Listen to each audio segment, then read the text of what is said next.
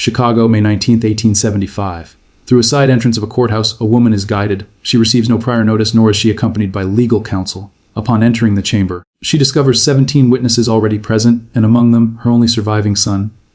By the close of that day, he would have her adjudged insane and committed to an asylum. Her name was Mary Todd Lincoln. She was the spouse of Abraham Lincoln, the man whose visage is etched into a mountain. She placed her faith in him before any other did. And this is the price she paid for that belief. Ladies and gentlemen, welcome to Nectarophiles TV. History tends to erect monuments to those it cherishes while quietly sidelining those who once stood by their side. We remember Abraham Lincoln. His image is carried in our wallets. We have sculpted his features into a mountainside in South Dakota. His name adorns memorials, highways, and the kind of national mythology that allows a country to feel it possesses a conscience. By virtually any standard, he stands as the most revered president the United States has ever produced. Yet there was a woman who remained at his side for 23 years. She held faith in him before anyone else did. When Abraham Lincoln was still an unremarkable circuit lawyer in Springfield, Illinois, rough-hewn, obscure, and not especially esteemed by the prominent families of that town. She informed her acquaintances with utter conviction that he would someday become president of the United States. They smiled at her. Some even laughed. She proved correct. Her name was Mary Todd Lincoln. She served as First Lady during America's most violent years. On the evening of April 14, 1865, she occupied the presidential box at Ford's Theater, clutching her husband's hand and laughing at the performance when the gunshot rang out.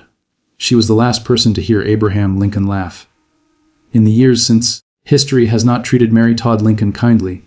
The narrative most people recall, if they recall it at all, is that of the difficult woman, the reckless spender, the unstable spouse, the burden her husband endured with patience and grace. Tonight, we do not recount that narrative. Tonight, we tell the one that followed, the 17 years that no monument acknowledges, the grief that had no name in her era and no defender in ours.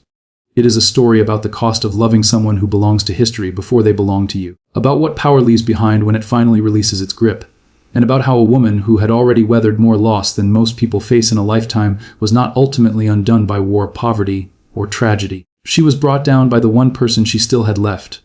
When Abraham Lincoln gave Mary Todd a wedding ring, he had something engraved on the interior of the band. 3 words she wore on her finger for the remainder of her life. Through the funerals, through the court hearings, through the long years in the darkened room, 3 words she never removed.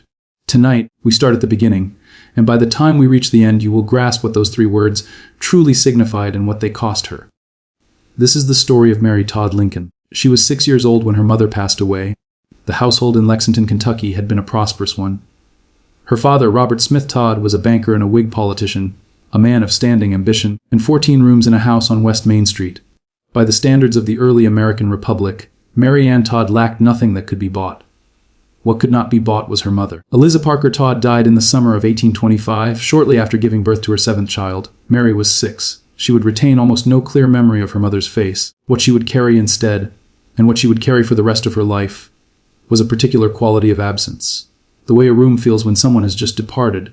The way warmth fades faster than it arrives. Within a year, her father had remarried.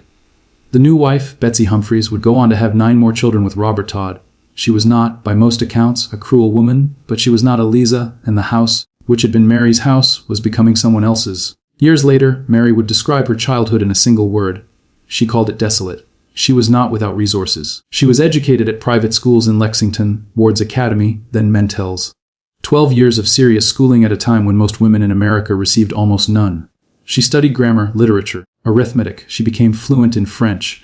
She learned to read a room the way a diplomat learns to read a treaty, quickly and with attention to what was being concealed. She was sharp. She was witty. She was, by the accounts of those who knew her in those years, the kind of person who made every gathering feel more alive. And she was restless.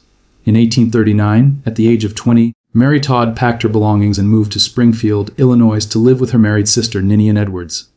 Springfield was not Lexington. It was rougher, younger, still finding its shape. But it was also a place where things were happening. Careers were being built, names were being made. It was there that she met Abraham Lincoln. He was, by his own description, a poor nobody, a circuit lawyer from the backwoods of Indiana and Illinois, largely self-educated, nearly a foot taller than her, with a face that even his closest friends hesitated to call handsome. He wore ill-fitting clothes. He told stories that stretched on longer than they should. He was not the kind of man that the Springfield social establishment, including Mary's sister, had in mind for her. Mary paid the establishment very little heed. What she saw in Abraham Lincoln was not what others saw. She saw the mind, the strange angular brilliance of it, The way he could take a room full of skeptical men and dismantle their certainty with a single question. She told friends more than once, before he was anything more than a moderately known lawyer, that Abraham Lincoln would one day be President of the United States. They smiled politely. Some of them changed the subject. Their courtship was not a simple affair. There was a period in the winter of 1840 when the engagement was broken. Apparently on his initiative, on a day Lincoln himself would later call the fatal 1st of January. The reasons for the rupture have never been entirely clear. His own doubts, almost certainly, his sense of his own inadequacy against the world she had come from. But they found their way back to each other. On November 4, 1842, in the parlor of her sister's house on Aristocracy Hill, Mary Todd became Mary Lincoln. She was 23, he was 33. The ceremony was small, arranged in a matter of hours. A minister was summoned. A few guests were gathered. There was no elaborate preparation. There was no time. What there was on the inside of the gold band he placed on her finger that evening was an inscription. 3 words, "Love is eternal." She never took it off. Their early years in Springfield were modest in the way that early years often are. A rented house on the corner of 8th and Jackson, a growing family, the ordinary difficulties of money and weather, and the ambitions of a man who was always, it seemed, preparing for something just beyond the horizon.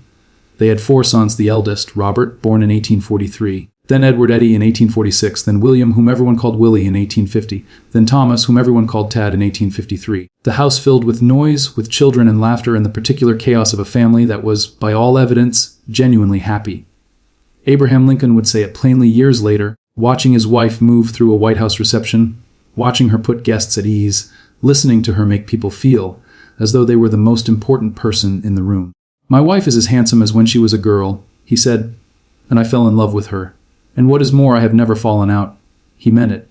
And she in her own way had always been right. She had staked her life on a man that her family disapproved of, that Springfield society had raised its eyebrows at, that history had not yet noticed. And when Abraham Lincoln won the presidential election in November of 1860, defeating 3 other candidates and carrying the whole of the North with him, Mary Todd Lincoln had been living in the certainty of that moment for 2 decades. She had packed their trunks for Washington. She had imagined in detail the house she would soon inhabit. She had not imagined what it would cost. The White House she had dreamed of, the White House she had believed in with a conviction that outlasted everyone's skepticism, was waiting for her. But so was everything else. The war that was already beginning, the newspapers already sharpening their pens, the 2 small boys who had never known anything but Springfield and would soon live in a house with the weight of an entire country pressed against every door. She wore the ring on the train to Washington. She would wear it for the rest of her life. Washington was not what she had imagined. The White House she arrived in during the early months of 1861 was not the grand stage she had pictured from Springfield. It was drafty and badly furnished. The carpets were worn through in places. The curtains were moth-eaten. Previous administrations had treated the public rooms with a kind of indifference that bordered on neglect, and the private quarters were not much better. Mary Lincoln, who had grown up in one of the finest houses in Lexington and had spent 20 years imagining this moment, looked at her new home and immediately set about changing it. Congress gave her $20,000 for renovations. She spent more than that, the press noticed. In the newspapers of 1861 and 1862, Mary Lincoln was almost never given a charitable reading. She was too Southern. Born in Kentucky with half brothers fighting for the Confederacy, she was suspected by Northern critics of harboring rebel sympathies. She was too extravagant. Her redecoration of the White House, her expenditure on gowns and gloves and jewelry in a time of war gave her enemies an easy target. She was too present, too opinionated, too visible in a role that the era had decided was meant to be ornamental. She had not come this far to be ornamental. But the attacks accumulated. She could not grieve in public without being accused of theater. She could not spend without being accused of corruption. A letter was produced, falsely it was later established, claiming she had passed military information to Confederate agents. She was called a spy in the pages of newspapers that reached 100,000 homes a week. Abraham Lincoln said very little about it publicly. Privately, according to those close to him, he was pained by what his wife endured.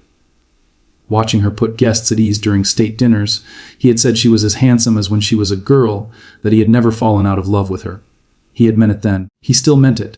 But the presidency was consuming him in ways that left very little room for anything else. The war was widening, the casualty lists were lengthening. The weight of the thing was visible on his face. They had less time together than either of them had anticipated. What they still had in the early White House years were their sons.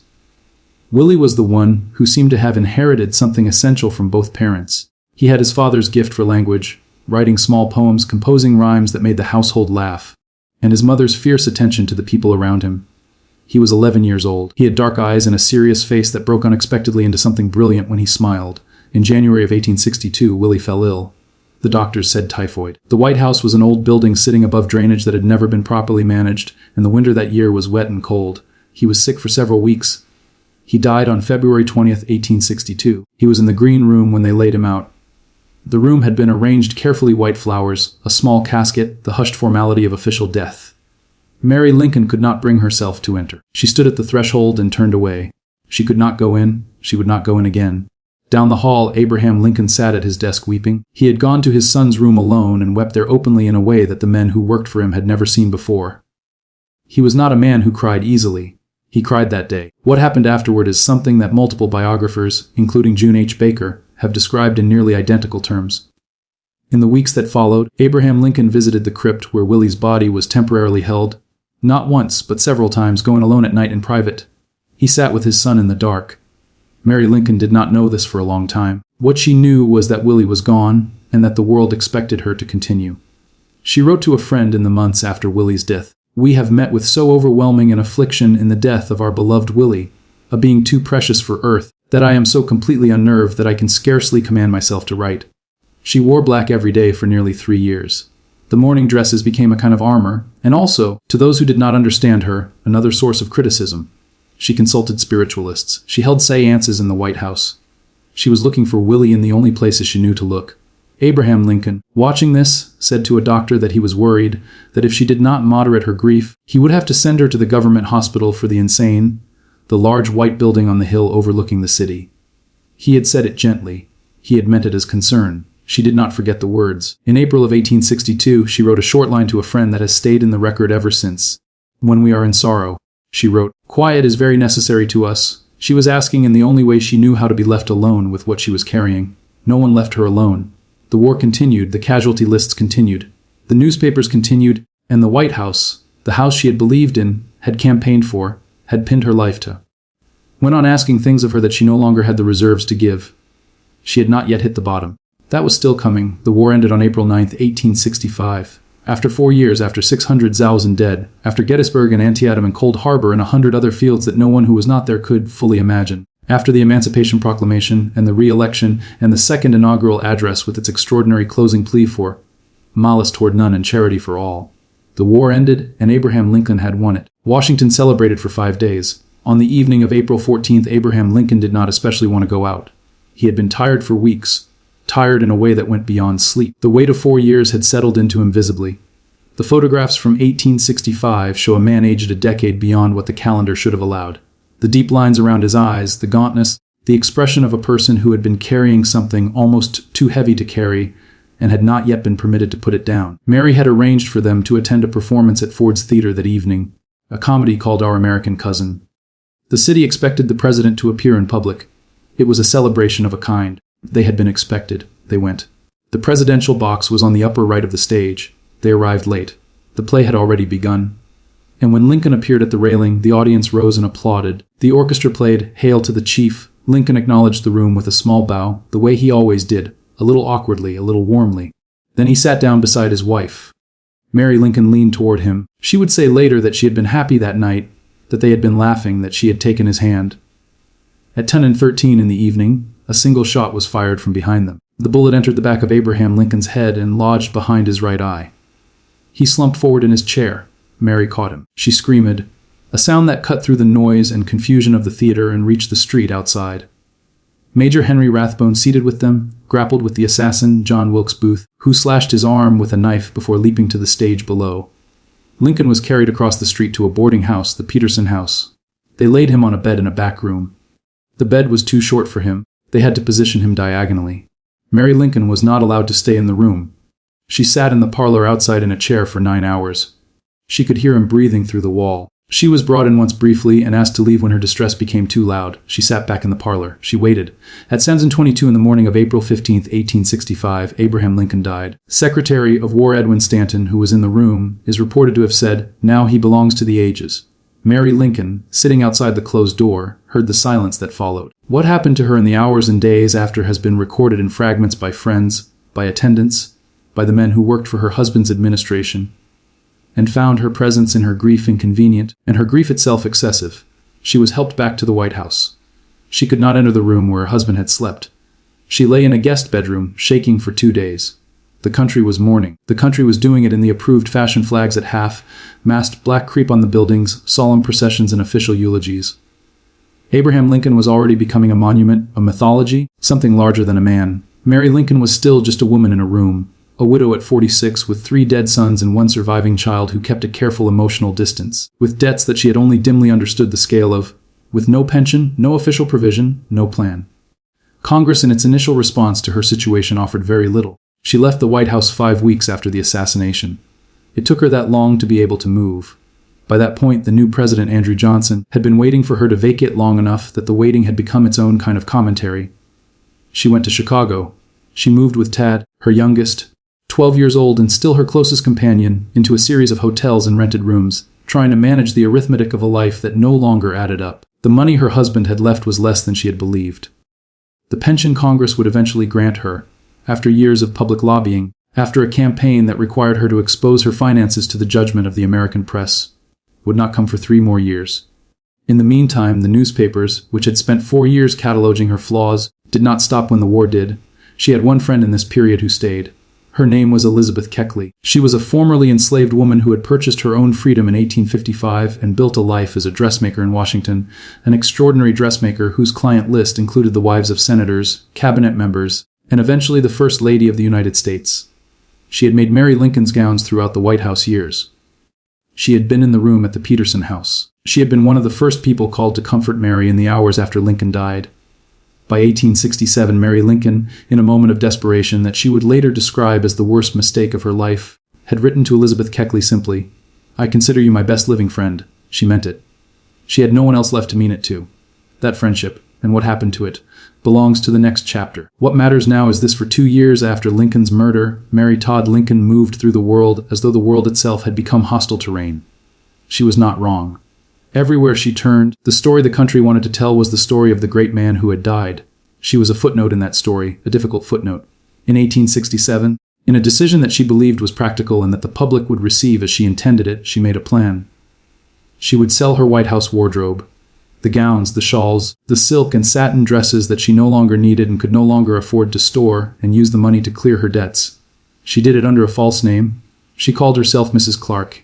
It was not enough. In the summer of 1867, 2 years after her husband's assassination, Mary Lincoln traveled to New York City with a plan.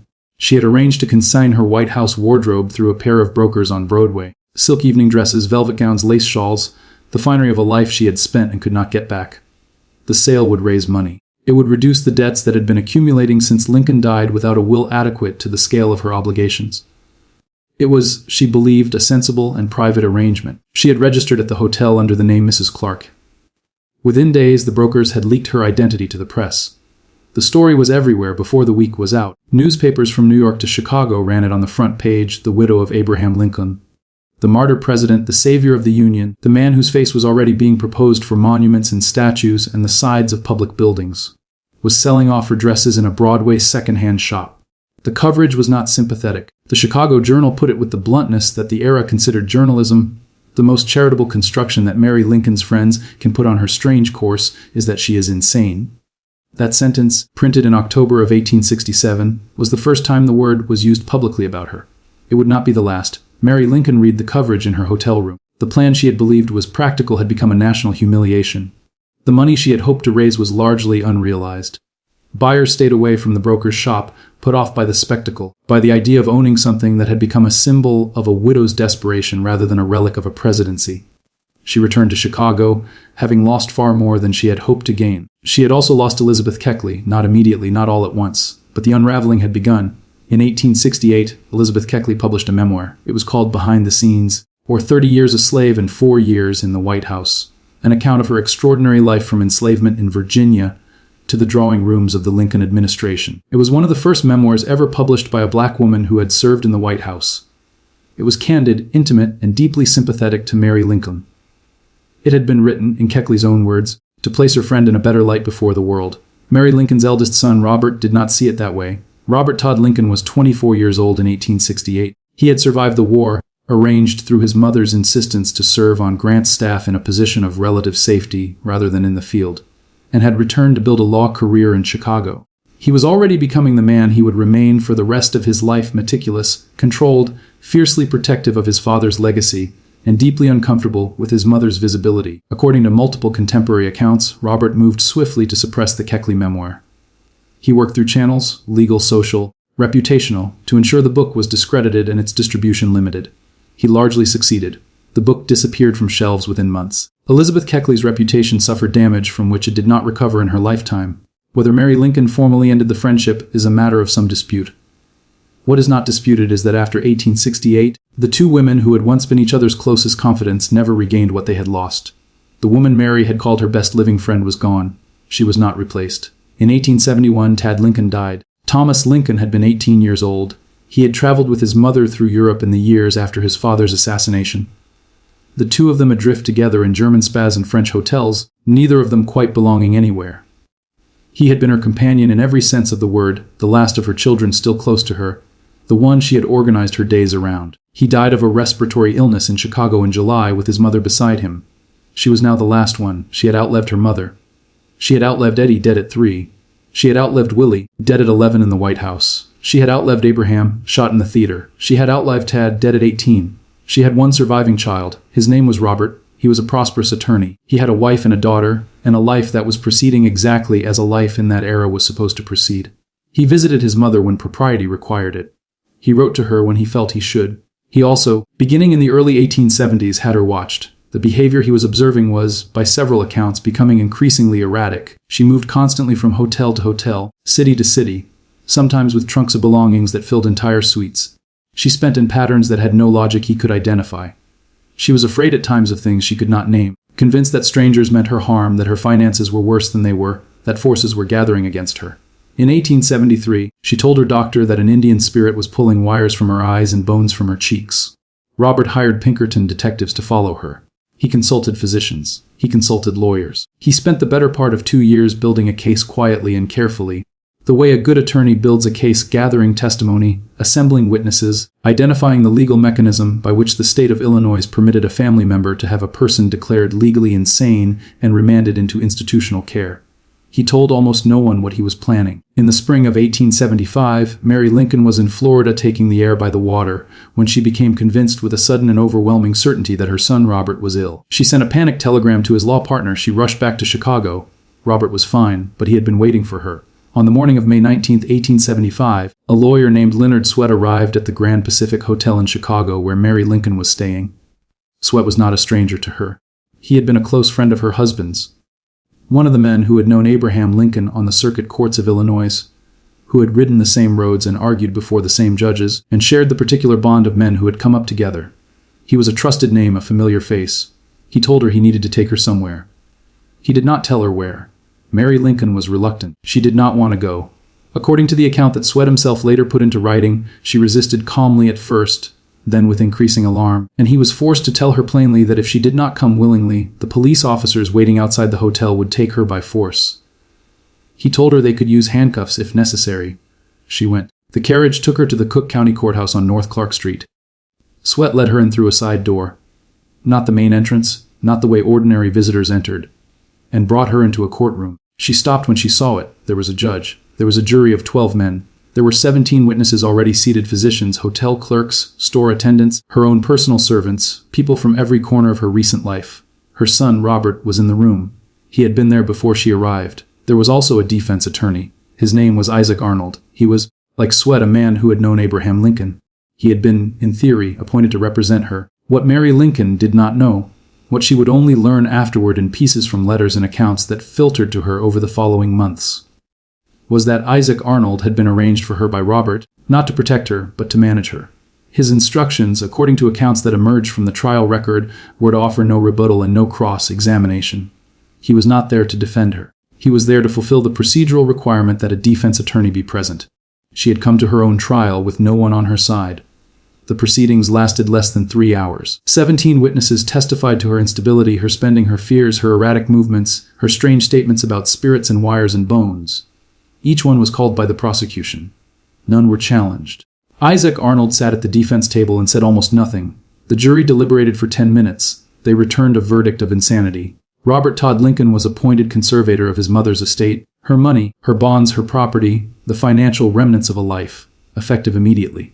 Later, in a letter that has survived in the historical record, Leonard Swett, the man who had escorted her to the courthouse, the man who had threatened her with handcuffs, would write to a colleague about what had happened that day. He described Mary Lincoln's response to the proceedings with a directness that is difficult to read without stopping. She believed, Swett wrote, that I, who ought to be her friend, was conspiring with Robert and you to lock her up and rob her of her money. He did not, in the letter, argue that she was wrong. Within hours of the verdict, Mary Lincoln left the courthouse and made her way alone to a pharmacy. She asked for laudanum. It was a common remedy of the era, an opium-based tincture used for pain, for sleep, for the ordinary miseries of 19th century existence. In sufficient quantities it was lethal, she knew this. According to historian Jason Emerson, who uncovered letters pertaining to this period in 2005, she visited at least one pharmacy where the druggist recognized her and gave her what appeared to be the preparation she had asked for. She returned to the hotel and consumed it. She did not die. What the pharmacist had given her was a placebo. She was admitted to Bellevue Place Sanitarium in Batavia, Illinois on May 20, 1875, the day after the trial. It was a private institution, well appointed by the standards of its time, set in quiet grounds outside the city. Dr. Richard Patterson, who ran it, had built his practice on the idea of gentle, progressive care. Mary Lincoln arrived with a trunk of belongings and immediately began writing letters. She wrote to lawyers. She wrote to friends. She wrote to anyone she could think of who might help her make a case for her own sanity. A reporter from the Chicago Post and Mail came to interview her during her stay and left convinced that she was entirely rational. He wrote as much in his newspaper. Nobody at the original trial read the article, but two people, a lawyer named James Bradwell and his wife Myra, one of the first women ever admitted to the Illinois bar, had read it. They began working on her behalf quietly and persistently through the summer of 1875. They visited her. They wrote letters of their own. They pressed Robert through channels he found difficult to ignore on the question of whether his mother truly required continued institutionalization. On September 10, 1875, Mary Lincoln walked out of Bellevue Place. She had been inside for less than 4 months. A second trial the following year formally overturned the insanity verdict and restored her legal independence. She left the United States shortly after and moved to France, to a small town in the Pyrenees where she was not, for the first time in many years, recognized in the street. She did not speak to Robert for 5 years. What she did not know, what none of them knew, was that Robert had kept everything: the letters, the trial records, the private correspondence between himself and the lawyers and doctors he had assembled.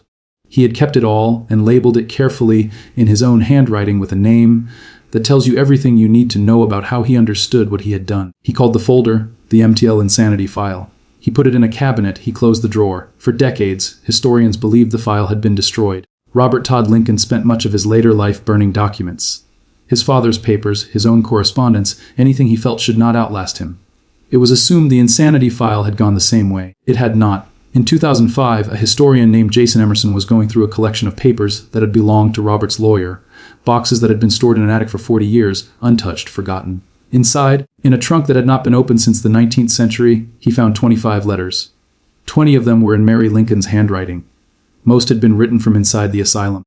She had been writing to the people she trusted, asking them to understand what had happened to her, asking them, in the careful and measured language of a woman who knew her words might be used against her, to help her get out. She had been writing to anyone who might listen. She had always been writing. She came home the way people come home when there is nowhere else to go. She spent 3 years in France first, in a small city called Pau at the foot of the Pyrenees, where the air was clean and the winters were mild, and no one stopped her in the street to ask how she was bearing up. She walked the promenade in the mornings. She took the waters. She lived, for the first time since Springfield, in something close to anonymity. It was not happiness, but it was quiet. She returned to the United States in 1880. She was 61 years old. Her health had been failing for years. The migraines that had plagued her since the White House, the joint pain, the accumulated weight of a body that had been asked to carry too much for too long. She needed to come home. Home, in the end, was her sister's house in Springfield. Frances Wallace, the last of the Todd sisters still close to her, had offered her a room. Mary Lincoln accepted. She arrived with her trunks. By some accounts, there were dozens of them, packed with the possessions of a life lived in transit, in hotels and rented rooms, and a sanatorium in Batavia, and an apartment in the Pyrenees. The trunks filled the room so completely that there was barely space to stand. She kept the curtains drawn. Neighbors noticed. They knew who she was. The children in the street had grown up hearing the stories: the famous widow, the one who had been in the theater that night, the one whose son had taken her to court. They pointed up at her window as they passed. They called her the crazy lady on the hill. She did not go outside. In those final years, she and Robert arrived at something that could not quite be called reconciliation, but was at least the absence of open war. He visited occasionally. She did not turn him away. What passed between them in that curtained room has not been recorded. Perhaps very little passed at all. She died on July 16, 1882. She was 63 years old. The cause was listed as a stroke. She was in her sister's room when it happened, in the same house on Aristocracy Hill from which, 40 years before, almost to the day, she had walked as the bride of Abraham Lincoln. The same house, the same street, the same town she had always been so certain was only the beginning. She was buried beside her husband at Lincoln's Tomb in Oak Ridge Cemetery, beside Abraham, beside Eddie, beside Willie, beside Tad. She was the last one in. The ring was still on her finger when they laid her down. Love is eternal. She had worn it for 40 years. Through the White House and the war and the assassination and the gowns sold under a false name and the trial she had not known was coming and the asylum in Batavia and the years in France and the room with the curtains always drawn. Through every abandonment, through every verdict, she had never taken it off. History would spend the next century and a half deciding what to make of hers, whether she was unstable or misunderstood, whether the grief that defined her later years was illness or simply the accurate response of a human being to an inhuman amount of loss, whether Robert had been a frightened son or something colder than that, whether the system that had taken 10 minutes to strip her of her freedom deserved a different name than the one it gave itself. These questions do not have clean answers.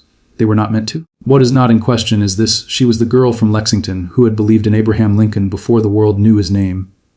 She had been right, completely, exactly right, about who he was and what he would become. She had paid for being right in ways that no monument has ever measured. And when they placed her in the ground beside him, after 40 years and 4 funerals, and 1 trial, and 1 asylum, and a room full of trunks in the dark, she was at last exactly where she had always said she would be.